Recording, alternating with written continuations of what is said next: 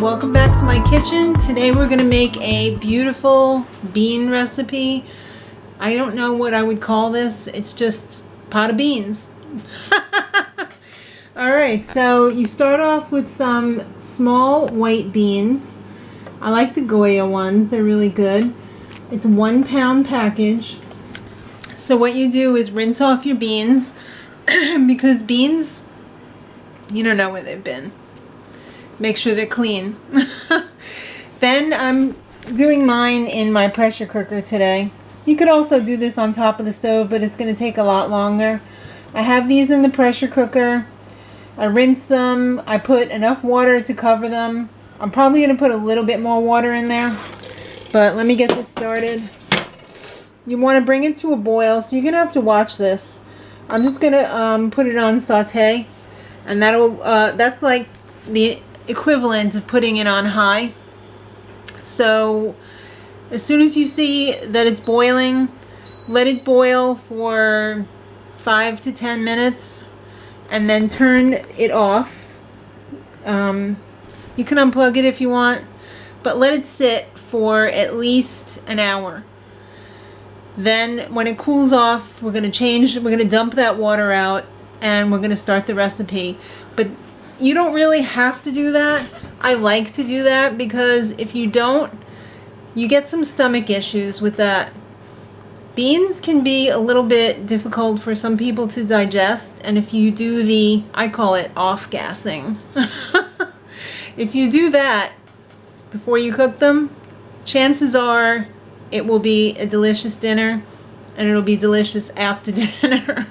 Nobody will be complaining, oh, I'm bloated, or oh, I don't like to eat beans because it makes me bloated. This will cure all that. Alright guys, so I have let the beans cool off, and I rinsed and I drained them. There's a little bit of water in there, but that's okay. So now I'm going to add almost all of the rest of the ingredients to this. This is really simple. Basically, you just put it in one pot and cook it. There's no like, oh, saute this, do this, do this. It's just one pot. So I have a giant sweet Vidalia onion. They're pretty coarsely chopped because it's really gonna get super soft, and you're not gonna have to worry about big pieces of it or anything because it's gonna be pretty soft.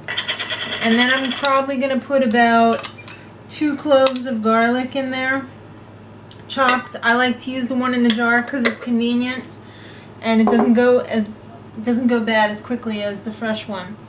Now I have a larger size can of diced green chilies. These are mild. This is 7 ounces. You could do 2 3.5 ounce cans, or a 7 ounce, or 5. You don't have to put it in if you don't like it. But it doesn't add a lot of heat. It just adds a lot of flavor. And I like that. So that's in there. A big can of diced tomatoes, or you could use fresh. You could put other veggies in here too. My husband does not like celery, so I don't usually put the celery in there. But you could if you wanted to. I can deal with celery in certain things like soups where it's really soft. Well cooked. Yeah. You don't like it crunchy though. No. I'm going to put a little bit of miso in here, probably about a tablespoon. If you don't have miso or you don't like miso, you can use a bouillon cube. A veggie bouillon cube if you're making this veggie.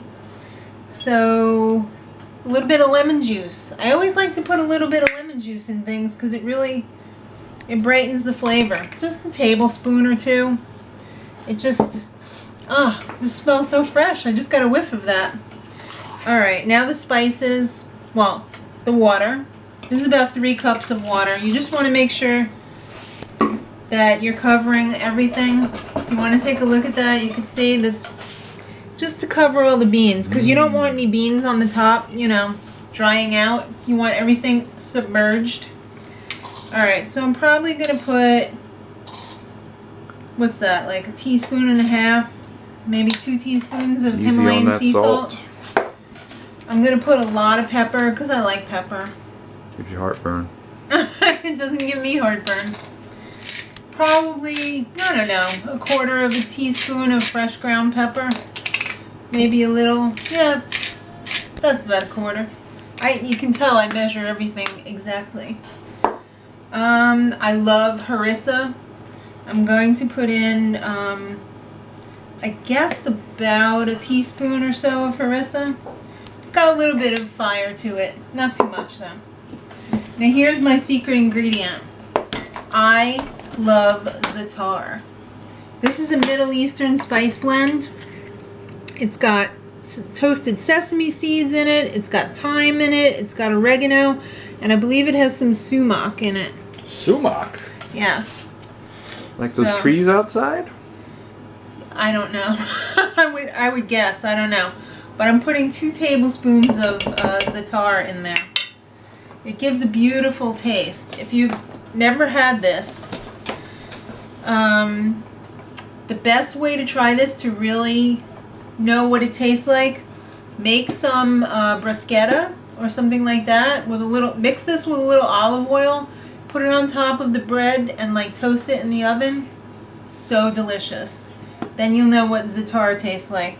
But it tastes great in this. If you don't have za'taar or you can't get za'taar where you are, just put some, like a teaspoon of oregano and a teaspoon of thyme in there. And if you want to put some toasted sesame, you don't really have to though.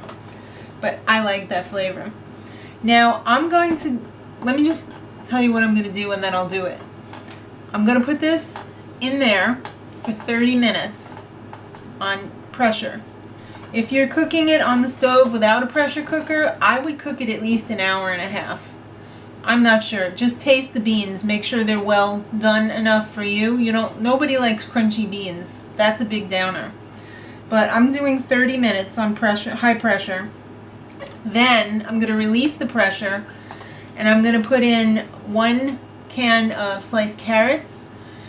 If you want to use fresh carrots, put the carrots in now and then you won't have to put them in later. I just don't want to overcook them because it's going to be like mush. And then for the meat, today I'm using a box of Italian herb seitan. Usually I get the tofurkey sausages. You don't have to put anything. I like a little something. I would not put it in for the full cooking time because the seitan is going to soak up like a sponge and it's going to be all mushy and disgusting. Wait till the end, cube this up, put it in, give it a stir, put it back on pressure for no more than 5 minutes, and then turn it off and release the pressure and you're ready to eat. Alright guys, so I had a little change of plans. Instead of cooking it for another 5 minutes under pressure, I just decided to put in the carrots and the box of seitan and let it sit for about 10-15 minutes without, doing it under pressure. So, because I didn't want the seitan to like fall apart. But it came out beautifully and we're going to have Maddie taste it and see what she thinks.